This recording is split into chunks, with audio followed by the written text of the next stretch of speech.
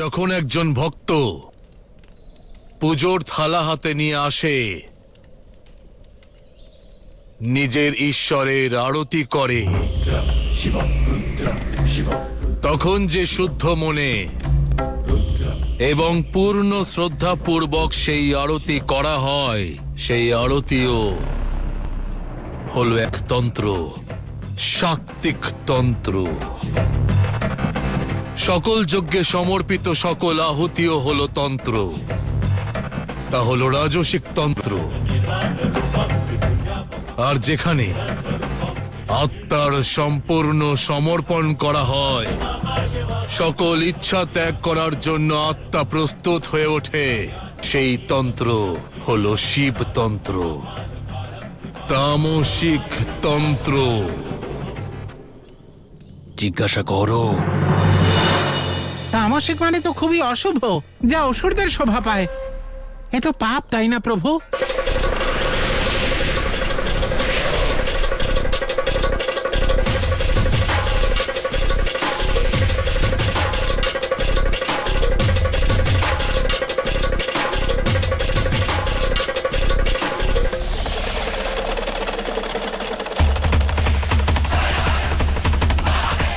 নেতিবাচক কেবল তখনই হয় যখন দৃষ্টি অহংকার পূর্ণ হয়,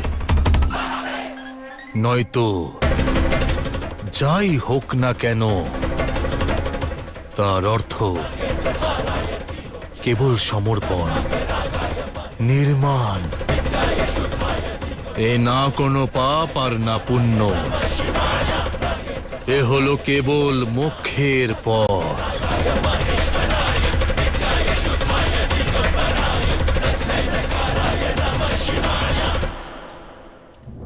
জিজ্ঞাসা করো মনি।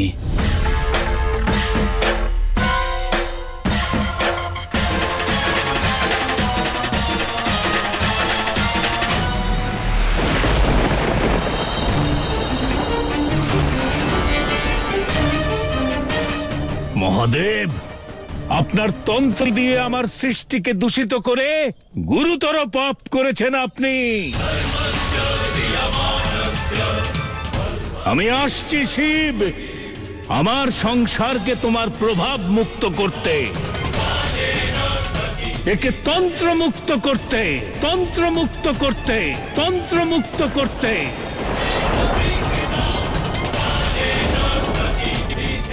আমি আসছি।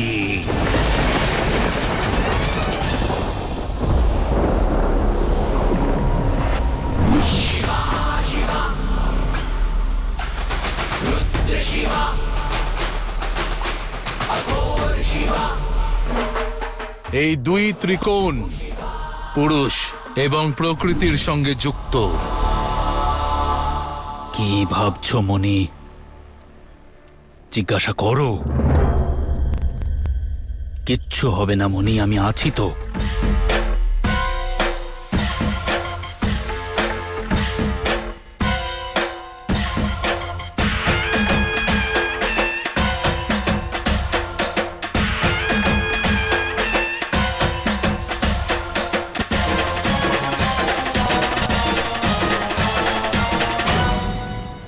ক্ষমা করুন মহাদেব।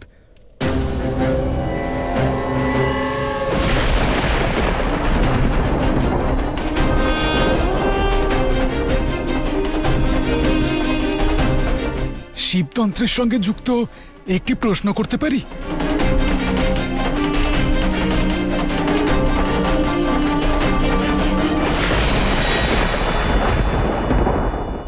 এটাই কি সেই মুহূর্ত মহাদেব যার কথা বলছিলেন? সেই মুহূর্ত আসন্ন নারায়ণ, যখন আমার এক অবোধ ভক্ত আমাকে এমন এক প্রশ্ন করবে যা সর্বনাশের পথ উন্মুক্ত করবে। আর সেই প্রশ্ন নিয়তির খেলাকে আমূল বদলে দেবে, আমূল বদলে দেবে। কিন্তু যে প্রশ্ন সংসারের বিঘ্ন ঘটাতে পারে, তা তো আপনি উপেক্ষা করতে পারেন আরাধ্য। আমার কর্তব্য হলো কর্মের ফল প্রদান করা, কোনো কর্ম ঘটিত হওয়া থেকে আটকানো নয়। আমি ওর প্রশ্নের উত্তর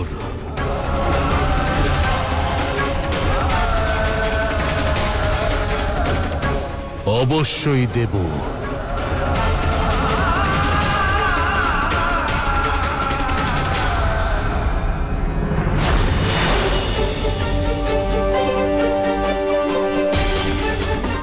এই প্রশ্ন ঘটনাক্রমে নিয়তির পথ বদলে দেবে। কোন দিকে যাবে এই নিয়তি তা কেবলমাত্র মহাদেবই জানেন। বলো, কি জিজ্ঞেস করতে চাও তুমি? এই তন্ত্র দ্বারা দেবতাদেরও বশীভূত করতে পারা যাবে।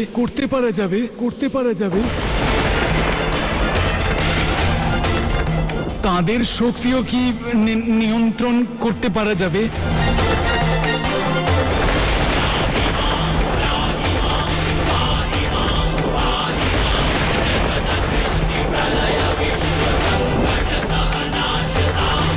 এটাই কি সেই প্রশ্ন যা সৃষ্টির অস্তিত্বে প্রশ্ন তুলতে পারে? তোমার এই জেদ আমাকে সৃষ্টিকর্তা থেকে সংহারক হতে বাধ্য করছে। এখন এই দায়িত্ব পালন করতে আমার কোনো আপত্তি নেই।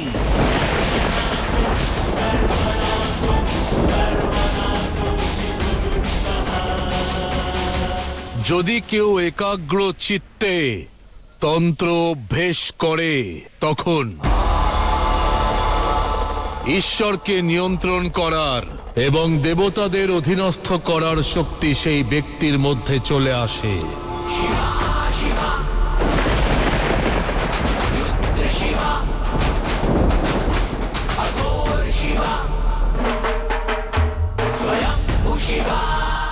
মহাদেব,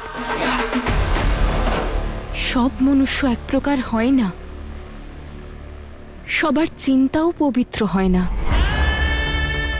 এই অবস্থায় মনুষ্যদের এত গোপন আর শক্তিশালী বিদ্যার জ্ঞান দেওয়া কি উচিত হবে? আপনার তন্ত্রের যদি অপব্যবহার হয় তাহলে? আমি জানি আপনার সব সিদ্ধান্ত জগৎ কল্যাণের উদ্দেশ্যেই হয়, কিন্তু তাও আমার মনে সংশয় উৎপন্ন হচ্ছে কেন?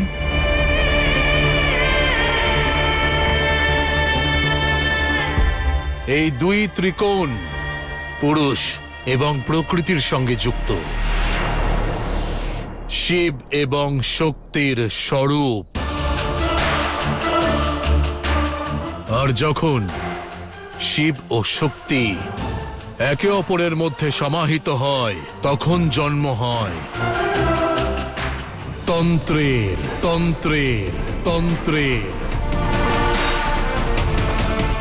এটা একদিকে আত্মজাগরণের পথ, আবার এটাই তোমার প্রশ্নের উত্তরও।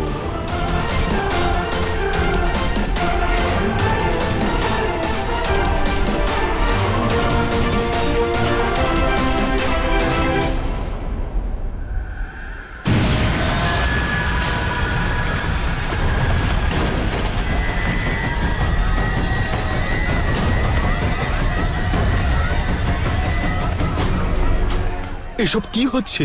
মনে হচ্ছে অসুরেরা আক্রমণ করেছে। নিজেদের প্রাণ বাঁচাও, পালাও।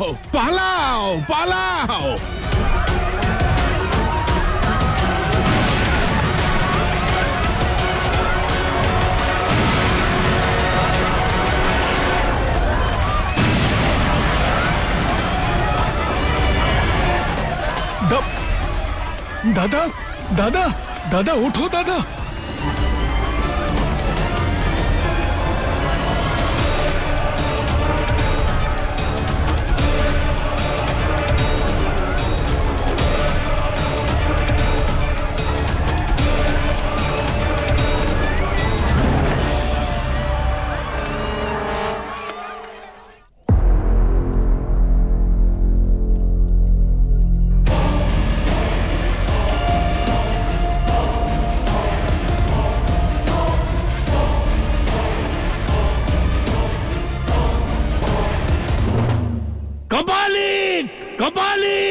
কপালিক!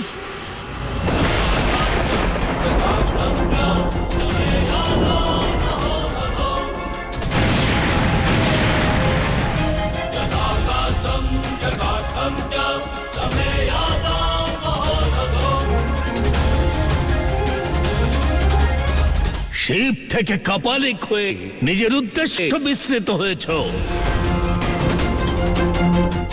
আর এই স্বল্প বুদ্ধি মানবদের তন্ত্র জ্ঞান দেবার দুঃসাহস তুমি কেমন করে করলে? কেমন করে করলে?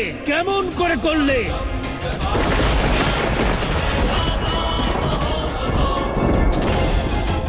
নিজের বুদ্ধি আর বিবেককে আপনি চিরতরে বিসর্জন দেননি তো কপালিক?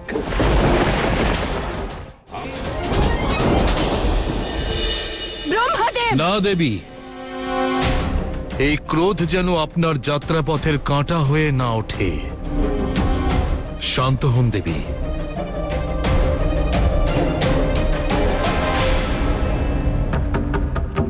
তন্ত্র কোনো বিদ্যা নয়, সংসারের সবচাইতে বড় মায়া।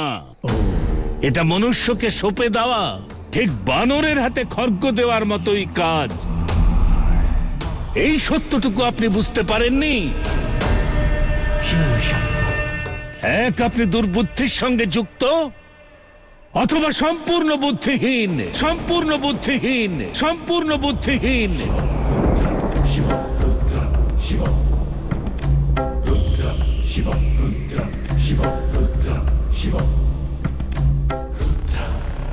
আমি কেবল জ্ঞান বিতরণ করেছি, মানুষদের কেবল মোক্ষের পথ বলে দিয়েছি। এবার তারা এই জ্ঞান নিজেদের জীবনে কিভাবে প্রয়োগ করবে সেটা ওদের সিদ্ধান্ত, আমার নয়। আমি অনুরোধ করছি আপনাকে, আমার পথ থেকে সরে যান ব্রহ্মাদেব। থামো, অনেক হয়েছে। আপনার নিরন্তর এই প্রচেষ্টা পাপকে পুণ্যে পরিণত করতে পারবে না, আমি থাকা পর্যন্ত নয়। আমি আমার এই সৃষ্টিতে আপনার এই পাপ জ্ঞানের প্রভাব কিছুতেই পড়তে দেব না।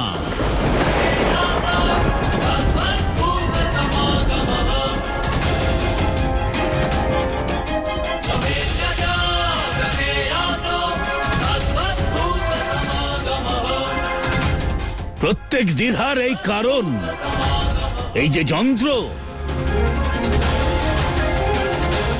আমি একেই ধ্বংস করে দেব, ধ্বংস করে দেব, ধ্বংস করে দেব।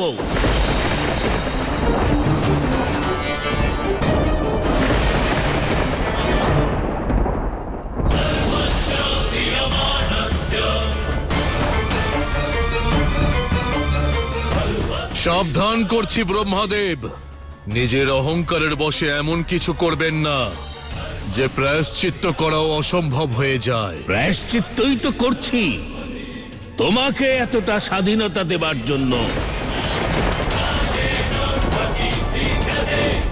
না হলে আমার সংসার আজ এইরকম দূষিত হতো না।